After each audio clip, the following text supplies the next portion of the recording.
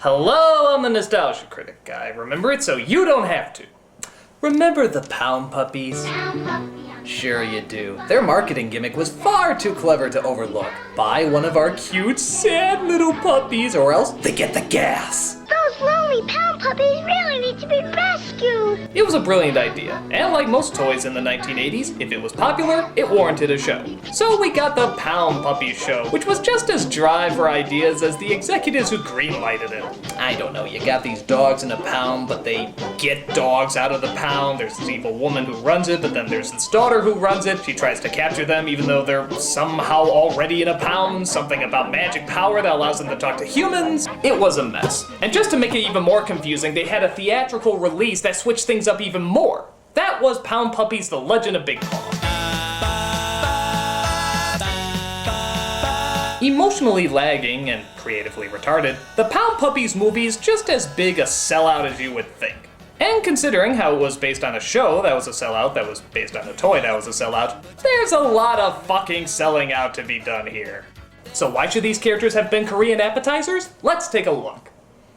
So it's a beautiful day in Whateversville, the sun is shining, the clouds are out, the cars stop in mid-dissolve. It's absolutely wonderful. And on this day, we see 3 dogs walking to the museum. Gee, Uncle Whopper, where are you taking us? All you said was it's a little surprise. Did you like surprises, Uncle Whopper? Oh boy, I think the director's kids wanted a cameo. Hey, watch out! Whoa, that could have been me.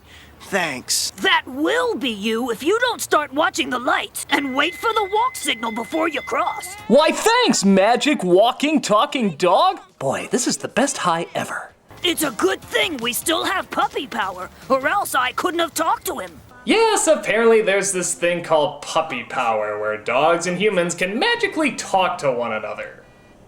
Not too late to get a refund, folks. Where did it come from anyways, Uncle Whopper? Wait till you hear this. It all started back in the Dark Ages, back in the days of the knights. Wait a minute, what?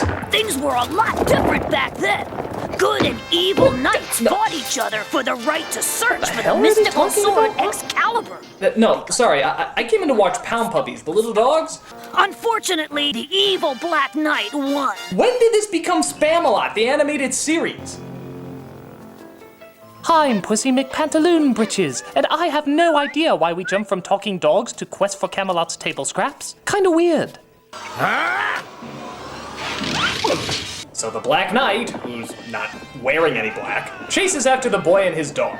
Now for the pleasure of finishing you. For dry, red eyes, clear eyes is awesome. So the boy just happens to stumble across the sword in the stone and... The bone of scone! Wait, the what? The bone of scone! There's a bone in the stone? Why would anyone put a bone in the stone? What's the point? What, was Merlin drunk when he came up with that little tidbit? And he who pulls the sword from the stone will be named King... I just thought of something. What if, now just hear me out.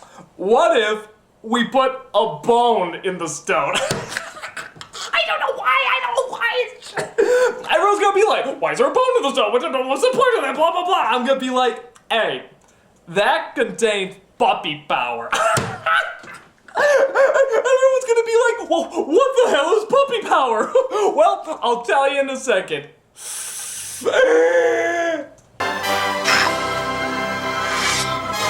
By the power of Greyhound! Oh, hell with this! I'm devoting my life to catching Smurfs! Yeah, sure scared him. You can talk! We can talk! We found puppy power! So I guess they just declared it puppy power on the spot, and it seemed to stick. But I shall never rest until the bone of scone is mine. And should I fail, the sons of the McNasty clan... McNasty? Really? That's his name? You know, you're sort of leaning his future towards evil when you call somebody that. I can't really see a daycare center called McNasty's. Some story, huh, kids? One thing I don't understand, Uncle Whopper. Oh, God. Just try to act like you give a shit, will ya? Which brings me to another story about how we almost lost puppy power. Yes, because we can't keep track of where the fuck this movie's going, we cut to yet another flashback. This one takes place in the 50s. Okay. So we see our main characters from the original show. Cooler, Bright Eyes, Nose Marie, Howler, and Whopper. Yeah, look nothing like the original designs, do they? In fact, nothing else is like the original show if you grew up with it. The owners are different, the time period's different, even the personalities, though little there were, are different. But who cares? They're having such a rockin' good time. Let's go to the pound. Let's go to the pound. Let's go to... Wow, the pound looks awesome! I never knew all the fun I was missing out on all this time. Come on, let's all go to the pound right now. Dance.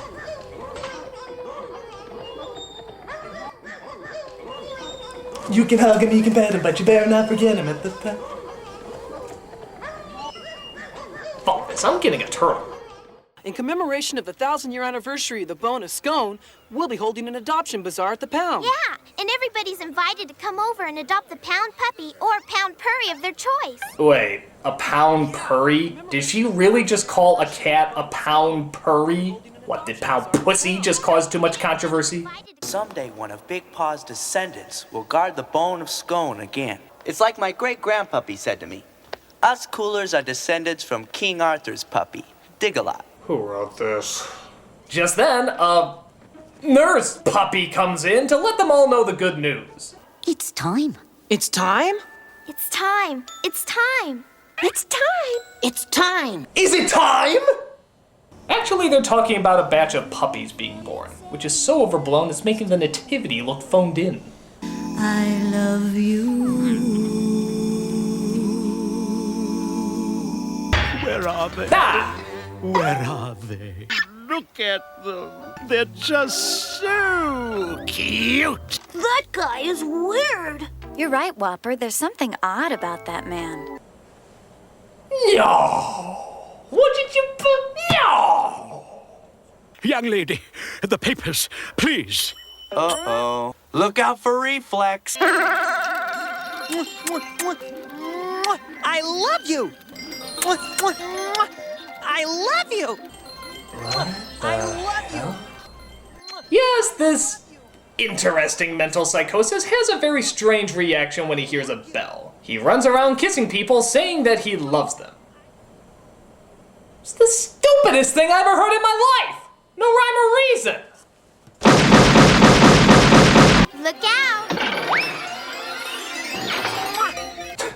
I think this calls for another. Scary slow-mo.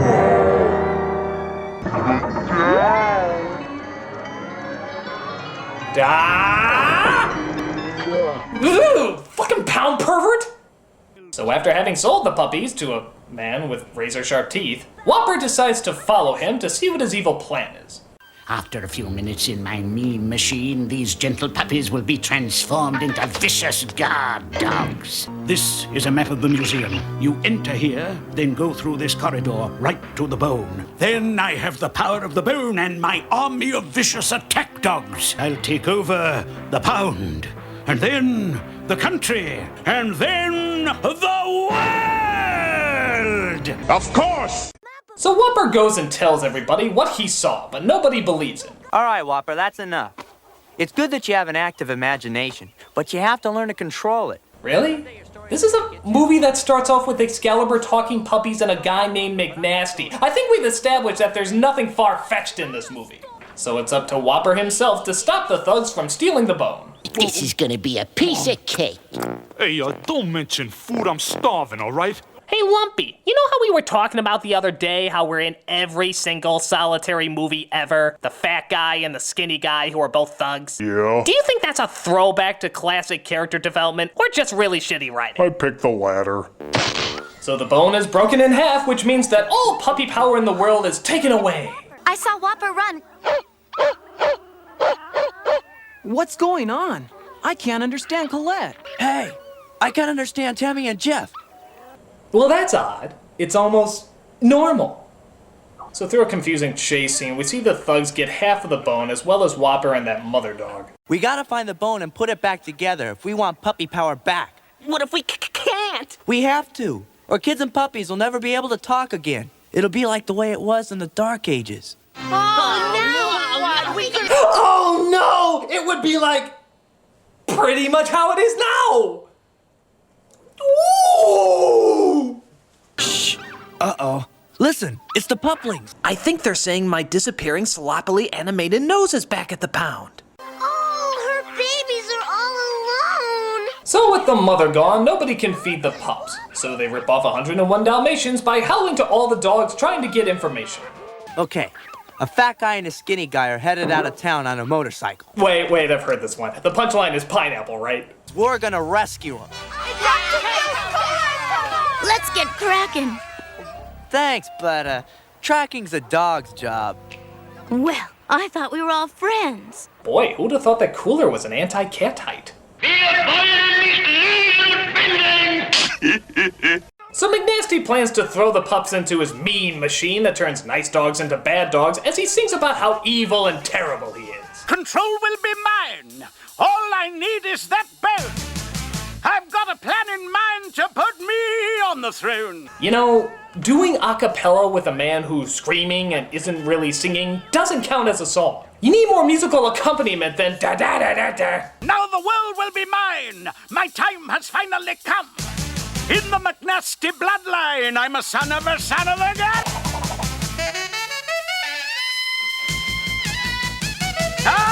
Oh, God. I never thought I would say this, but bring the rapping dog back. Well, the killer